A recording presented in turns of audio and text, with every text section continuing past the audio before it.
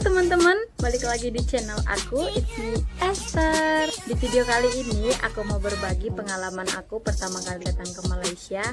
Seperti culture shock gitulah.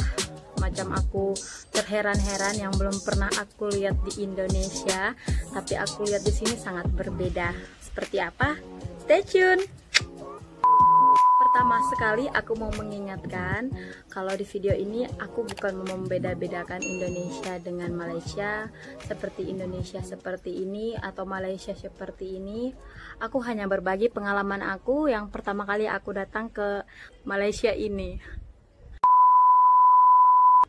Yang pertama, di sini kalau ada pasar malam. Kalau di Indonesia pasar malam itu yang ada permainan-permainannya kan, seperti baling-baling, yang ada kuda-kuda untuk anak-anak, seperti kereta cross gitu. Tapi kalau di sini pasar malam, tempat kita berbelanja, seperti ada banyak yang jualan sayur, makanan, minuman, dan ikan atau buah seperti itu.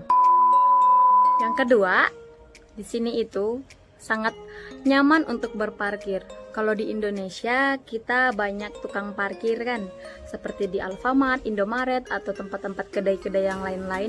Kita kalau di sini parkirnya pakai card gitu, pakai card. Ada yang parkir gitu tapi janji tidak mengganggu yang belakang, yang depan seperti itulah. Tapi sangat teratur tanpa ada tukang parkir.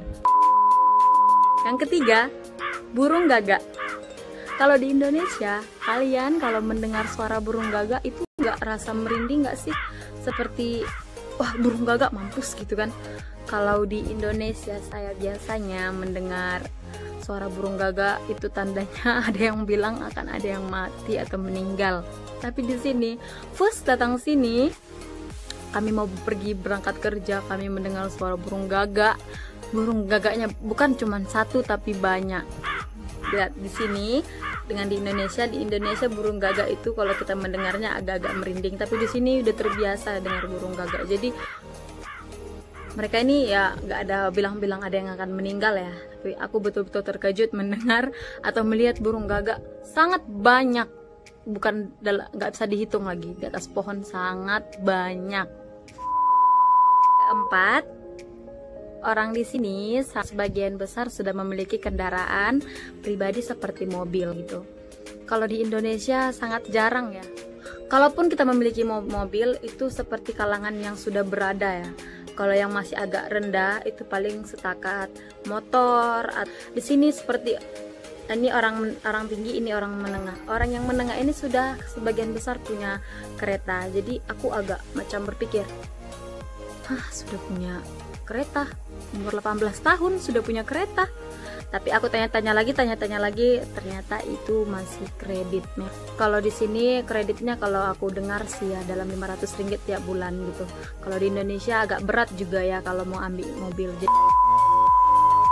Yang kelima, kata awak. Kan kalau di Indonesia awak itu bilang kita sendiri, macam awak capek lah gitu. Tapi kalau di sini awak anak apa gitu.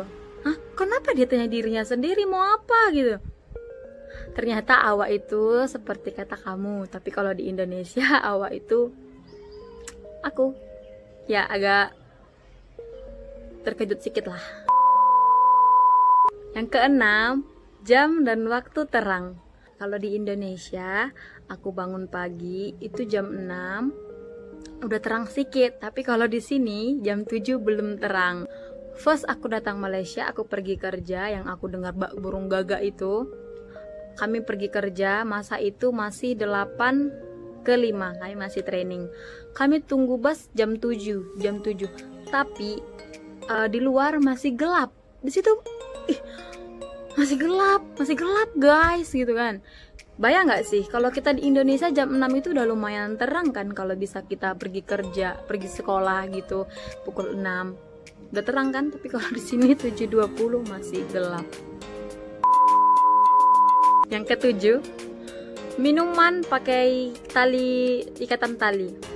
Kalau kita beli air atau beli minuman yang kita mau bungkus gitu, biasanya kita di Indonesia pakai cup atau ya pakai plastik gitu juga. Tapi kalau di sini memang pakai plastik, tapi dia kasih tali untuk dia ikat seperti ini.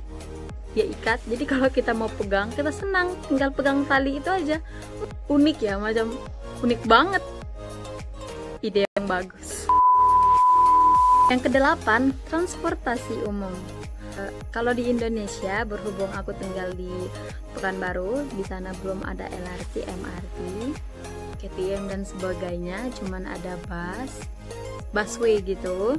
Kalau di sini ada MRT, LRT, monorail dan sebagainya juga. Dan di sini macam lebih efektif kan kalau kita mau pergi jauh atau mau pergi ke KL, kita guna LRT dan semacamnya. Kalau kita pakai Grab itu agak jam atau macet ya. Kalau di Indonesia kita pakai busway, lagi kita mengantri, kita menunggu busway itu datang lama gitu. Lagi kita naik angkot, asap, polusi udara seperti itu. Tapi kalau di sini terbaik. Kesembilan, cuci mata. Kalau di Indonesia kita melihat hanya setakat Indonesia, Cina, Indonesia gitu-gitu aja kan. Kalau di sini kita pergi saja, kita mesti jumpa orang India, Cina, Korea, Jerman, Prancis pun ada. First aku keluar, aku lihat semacam aku dengar orang Korea lagi sembang atau lagi bercakap gitu. Aku dengar, ih, rasa di drama Korea nggak sih? Lagi aku ada lihat orang India, yang aku suka drama Hindustan gitu, aku bisa lihat sendiri depan mata aku kalau aku lihat orang India asli. Lalu aku lihat orang Jerman, aku lihat orang Prancis dengan cuci mata kan, nggak apa-apa. Yang ke-10, di Indonesia sebagian besar rumah ada teras dan ada halamannya dengan taman dan pagarnya di luar. Tapi kalau di sini jarang banget aku menemukan rumah yang ada terasnya, yang ada halamannya luas seperti itu. Di sini rata-rata seperti apartemen, rumah yang sampai tingkat sekian gitu.